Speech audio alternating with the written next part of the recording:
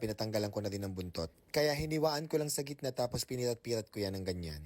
And then nilagyan ko ng asin yung pinaghiwaan ko sa gitna. At minasage-massage ko ng very very light. Gusto ko sana lagyan ng daon ng saging kaso wala akong nabili. At dahil maliit ang palayok ko, hindi kakasya yung mga tulingan. Kaya gumamit na lang ako ng pressure cooker. Una kong ginawa, nilatag ko muna yung mga dried kamyas. And then naglagay ako ng isang head ng garlic at 2 pirasong red onion.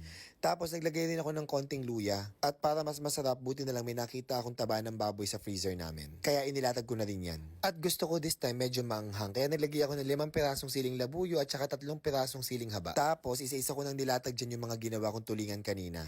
Inaayos ko lang yung pagkakasalansan para maganda yung pagkakaluto.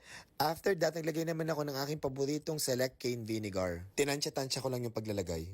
At nakakaloka, nakalimutan ko palang lagyan na ang pamintang buo. Buti na lang at naihabol ko. Tapos naglagay na ako ng tubig. Yung tubig pinantay ko lang sa level ng mga isda. After that, tinakpan ko na yung pressure cooker tapos niluto ko for about 2 hours under low. And after 2 hours,